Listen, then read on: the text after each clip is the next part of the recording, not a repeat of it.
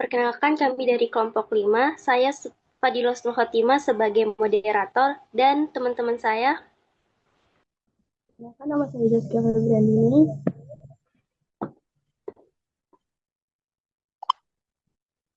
Saya Priscilia Swesti sebagai pemateri. Nah, pada kesempatan kali ini kami akan membahas tentang kondisi ekonomi saat ini dalam perspektif teori pertumbuhan neoklasik Robert Solow sebagai tugas akhir pengganti UAS. Selanjutnya,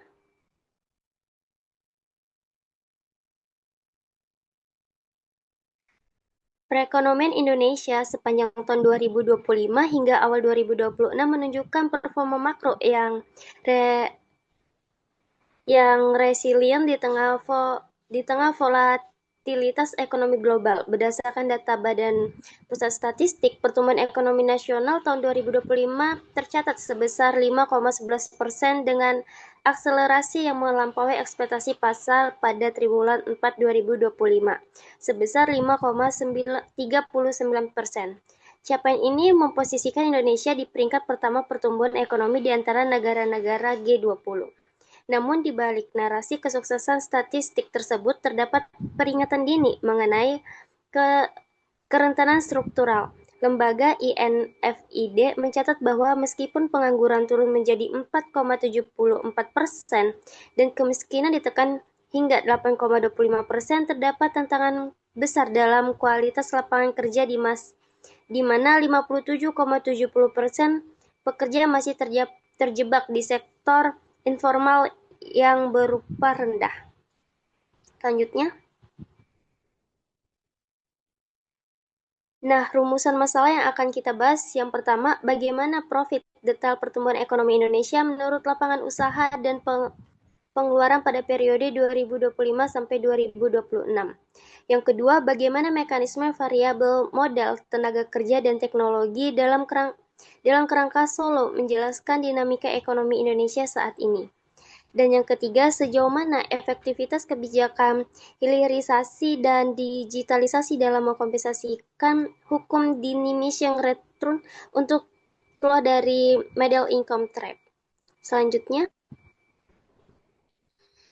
dan tujuan dari kepenulisan ini yang pertama untuk menganalisis profil fundamental perekonomian Indonesia periode 2025 sampai 2026 mencatat pertumbuhan 5,11%, namun masih menghadapi tantangan struktural berupa dominasi sektor informasi sebesar 57,70%.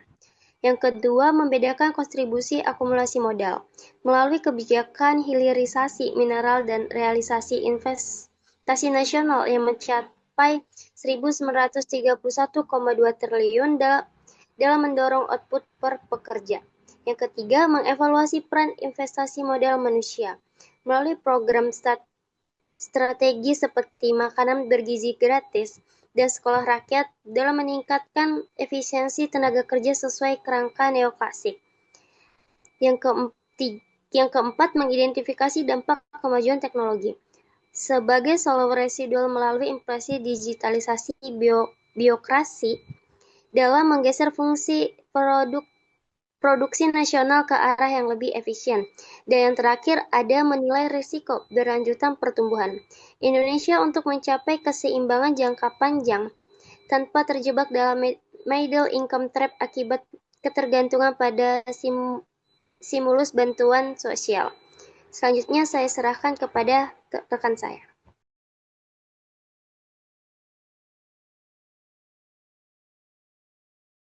Oke, selanjutnya saya akan menjelaskan tentang teori Robert Solow. Teori Robert Solow ini adalah pertumbuhan ekonomi yang merupakan proses jangka panjang. Jadi dia menunjukkan bahwa peningkatan kemampuan suatu negara dalam memproduksi barang dan jasa. Hal ini juga berdampak pada meningkatnya standar hidup di masyarakat. Secara umum, pertumbuhan ekonomi ini dipengaruhi oleh tiga faktor utama, yaitu modal, tenaga kerja, juga teknologi. Nah, pada masa sebelumnya atau sebelum adanya teori modern berkembang, ada model teori yang pertama yaitu adalah Hartung-Mar yang memiliki asumsi yang kaku sehingga keseimbangan ekonomi ini justru tidak stabil.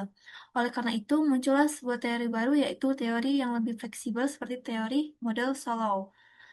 Next slide. Nah, dalam model pertumbuhan Solo ini terdapat faktor utama, yaitu eh, model pertumbuhan Solo ini menjelaskan bahwa pertumbuhan ekonomi ini ditentukan oleh interaksi antara modal, tenaga kerja, dan juga teknologi. Dalam model ini, juga modal akan mengalami diminishing returns, yaitu penambahan modal menghasilkan tambahan output yang semakin kecil. Selain itu, pertumbuhan tenaga kerja juga dapat menyebabkan pengenceran modal karena modal harus dibagi ke lebih banyak pekerja. Oleh karena itu, teknologi menjadi eh, F penting karena dapat meningkatkan produktivitas secara berkelanjutan. Next slide, Tom. Nah, selanjutnya ada konsep penting dalam teori Solo ini. Nah, dalam model Solo terdapat konsep penting yaitu diminishing returns dan juga steady state, yaitu kondisi ketika ekonomi ini mencapai sebuah keseimbangan jangka panjang. Model ini lebih memiliki kelebihan karena yang pertama itu fleksibel, juga di mana modal dan tenaga kerja itu dapat saling menggantikan, serta mampu menjelaskan konvergensi ekonomi.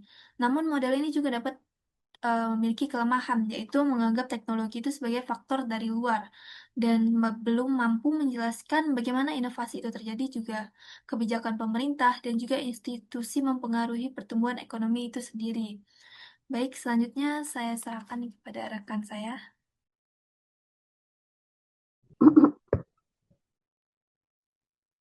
Oke, jadi setelah dijelaskan kondisi ekonomi dan teori Solo sebelumnya, saya akan menganalisis apakah pertumbuhan ekonomi Indonesia saat ini sudah berkualitas berdasarkan model Solo. Nah, jadi meskipun pertumbuhan ekonomi terlihat stabil, sebenarnya masih terdapat kerentanan. Hal ini terlihat dari dalam konsumsi. Hal ini terlihat dari dominasi konsumsi, ketimpangan wilayah masih tinggi, serta ketergantungan pada bantuan sosial, yang menunjukkan bahwa pertumbuhan belum sepenuhnya kuat secara struktural.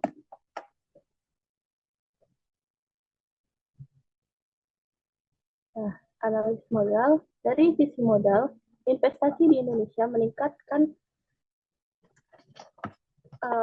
besar, terutama dalam hilirisasi industri. Hal ini mendorong pertumbuhan di beberapa wilayah. Namun, dampaknya terhadap pertumbuhan ekonomi secara keseluruhan belum maksimal. Nah, dalam perspektif Solo, kondisi ini menunjukkan adanya diminishing returns, yaitu tambahan modal tidak lagi meningkatkan output secara signifikan. Selain itu, pertumbuhan juga belum merata antar wilayah. Yang kedua, ada analisis tenaga kerja.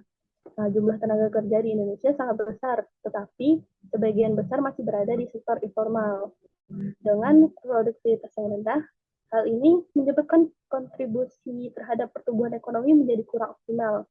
Nah, dalam model Solo, kondisi ini disebut capital weathering, yaitu ketika modal harus dibagi ke lebih banyak tenaga kerja, sehingga output per kapita tidak meningkatkan secara signifikan.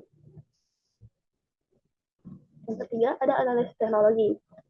Nah, teknologi menjadi faktor yang paling berkembang saat ini. Digitalisasi di berbagai sektor yang mampu meningkatkan efisiensi dalam aktivitas ekonomi.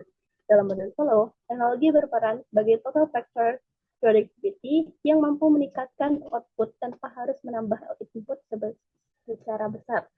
Kita menggeser kurva produksi ke tingkat yang lebih tinggi.